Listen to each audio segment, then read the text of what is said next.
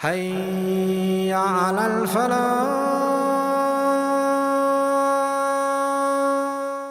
What were those 5 conditions that I was referring to before? The first of them is actually love.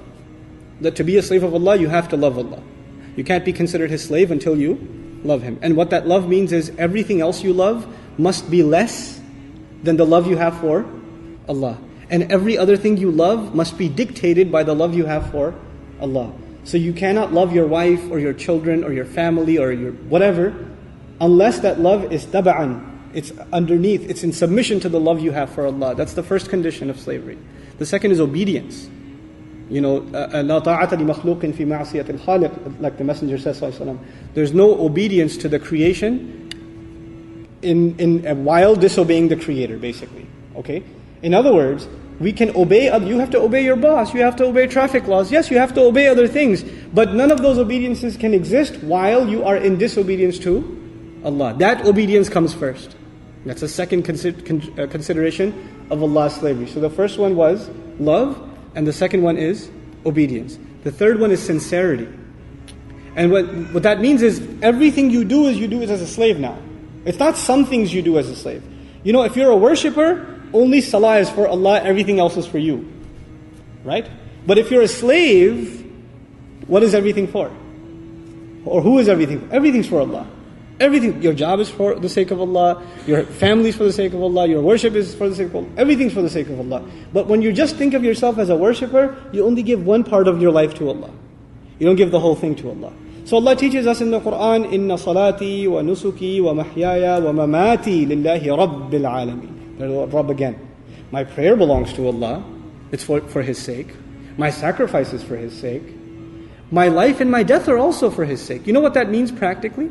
It practically means that when I make career goals, when I make family goals, when I make business goals, what is my ultimate agenda? What are these things for? They are for the service of my Master. It's a change of attitude.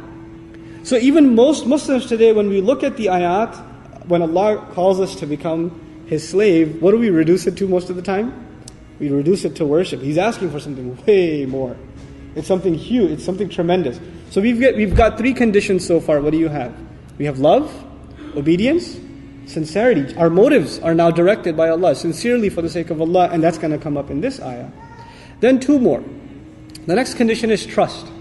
Tawakkul. We have to have trust in our Master. By the way, these 5 conditions, which scholar did I say? Ibn Taymiyyah rahimahullah. These 5 conditions of slavery, right? You have to have absolute trust in this Master. Whatever He does, you have to trust is good for you. Whatever He gives you is good for you. Whatever He didn't give you because it's good for you. If you got something, it's from Allah, it's a gift. If you didn't get something, there's also good in that. You have absolute trust. Whatever may happen, whatever may occur, it is because of Allah's decree. إِلَّا فِي كِتَابٍ مِّن قَبْلِ أَن نَبْرَأَهَا لِكَيْ لَا تَأْسَوْا عَلَى مَا فَاتَكُمْ وَلَا تَفْرَحُوا عَلَى مَا آتَكُمْ. It's simple.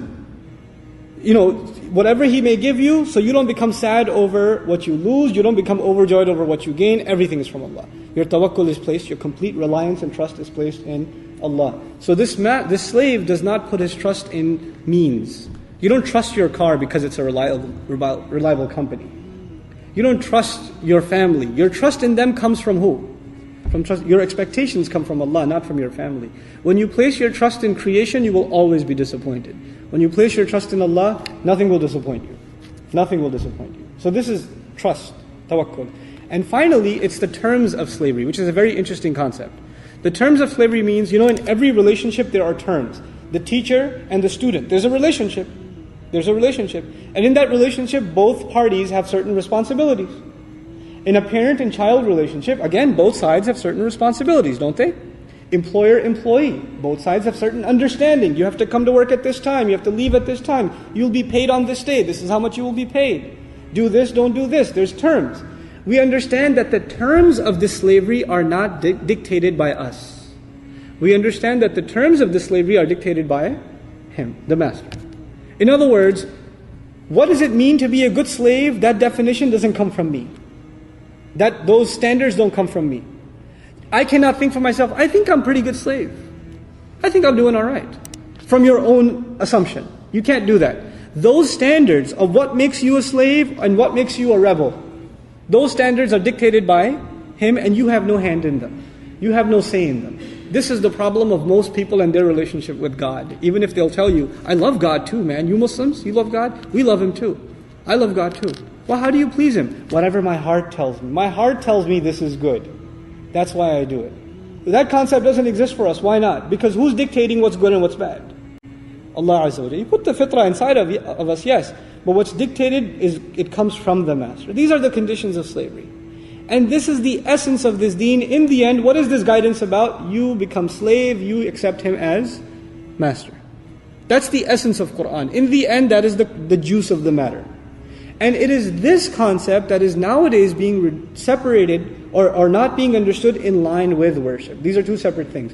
So in my recommended translation, Wallahu ta'ala alam, they were not commanded except that they may fall into slavery and worship of Allah.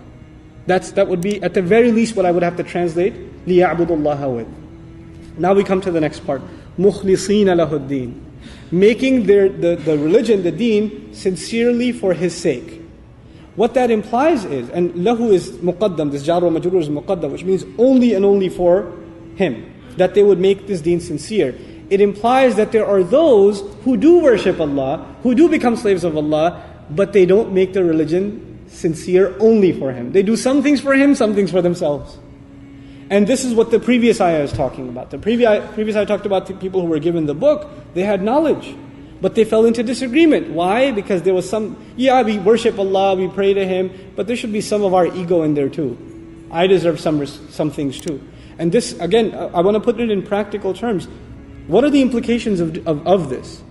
Especially those who serve Allah's deen, people who volunteer at masajid or MSAs or Islamic organizations or da'wah organizations or things like that. When we volunteer our services for the sake of Allah, then oftentimes shaitan makes us lose our sincerity and makes us fight each other.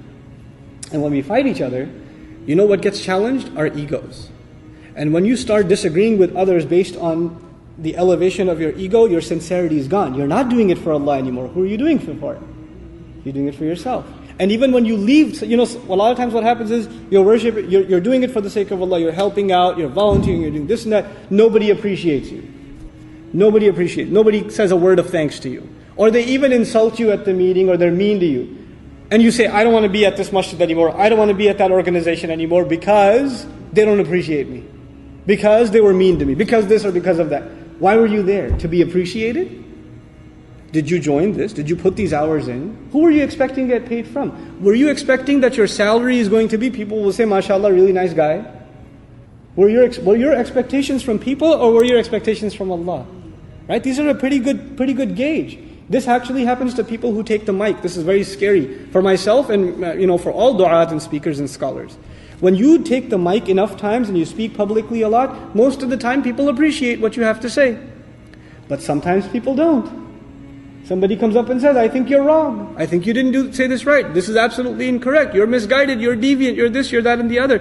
When you get used to being praised all the time, and somebody comes up and starts going at you, especially publicly, you know what you say? Forget it, I'm never speaking again. These people don't appreciate me. Who does he think he is? Etc., etc. Listen, when the messenger spoke, alayhi salatu wasalam, the ultimate da'i, when he spoke, most of the time he wasn't praised. Most of the time he was criticized. Most of the time he was ridiculed. And not some light criticism that I respectfully disagree with you. I don't think the tafsir is this. I don't think that hadith is this way. The things people would say was, you're insane, you're a liar, right? They'd poke fun at him. These are the kinds of insults that are hurled at a messenger, and look at his sincerity. He doesn't expect from them, he expects from Allah. He expects from Allah. So, وَمَا أُمِرُوا إِلَّا لِيَعْبُدُوا اللَّهَ مُخْلِصِينَ لَهُ الدِّينَ. This is very hard. It's easy to recite and say, sincere for making the deen completely sincere to Him. SubhanAllah. Even look at the story of Iblis. It's crazy. This guy worshipped Allah for how long? You read the narrations? He worshipped Allah for a very long time. And even when he disobeyed Allah, over what? Allah said, إِنِّي جَاعِلٌ فِي الْأَرْضِ خَلِيفَةً. Isn't that the case? Allah was going to send a slave on the earth who was going to basically obey Allah Azza wa Jal. He's fighting for religious recognition. He wasn't going to get paid money. Why did he refuse this honor? What did this honor have to do with? Wealth? Power? What did it have to do with? All it was an honor Allah had given. وَلَقَدْ كَرَّمْنَا بَنِي آدَمَ. And what's this ikram? What's this takreem of Bani Adam? That they get to be Allah's slaves on this earth. That's it. And He's fighting over that. So religion can be a fight for recognition. And that happens sometimes within the religious ranks. This was a disease of Bani Israel, and unfortunately that virus has made its way, like the H1N1, into our community too. It's come in. The ikhlas is challenged. And the people of knowledge are the people that fall into disagreement. And so the cure, the disease mentioned in the 4th ayah, the cure mentioned in the 5th. Assalamu alaikum wa rahmatullah. If you enjoyed this video, please do share it with friends and family. If you want to see more videos from this series, click on the box at the top. If you want to see other videos, click on the box at the bottom. And don't forget to hit the subscribe button. Thanks.